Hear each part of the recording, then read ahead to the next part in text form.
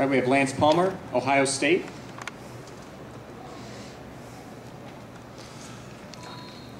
Lance, did you know once that third period when you're on top, you just simply control them? Yeah, I mean, it was just a matter of getting my positioning on top off the whistle. When I wrestled him earlier this year, I had trouble getting the breakdowns. So at first, I was kind of debating on which breakdown I wanted to go with because the tight waist ankle didn't work the last time I wrestled him. So I knew I had to change it up, so I started by going with the claw ride, just driving him forward, then I went back to the ankle, and then that's when I was able to get my boot in and secure the ride. Well, everybody's talked about the rematch. It's here tomorrow night. Your thoughts on it? It's going to be fun. I love wrestling Brent. He's a great wrestler, and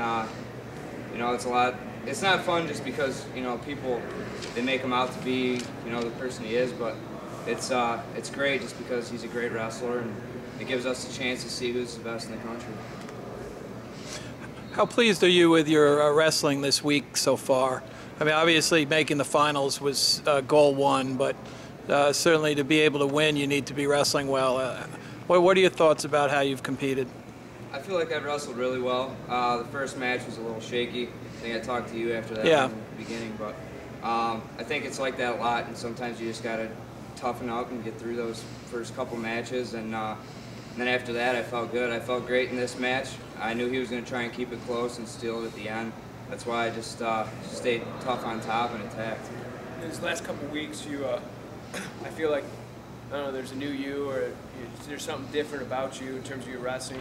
Do you feel like there's anything different about you, or do you feel any different, or are you just in a different type of zone, or what's the scoop? It's mainly confidence and mentality.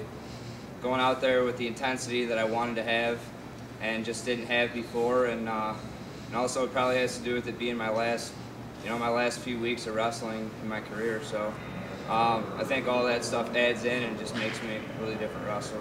What clicked where you were able to make that click, and I mean, what triggered it? I think it was coming off of national duels, and I had a couple close matches that shouldn't have been close, and I think I just got it in my head that it's my last half of my senior year, and just from then on, my practices were tougher, and getting into the intensity before my matches instead of waiting until I get on the mat to start being intense. So I think it was just a little bit of a lifestyle change, I guess you could say, for the last half of the season. Is it fair to say it's a pretty intense rivalry between you and Metcalf?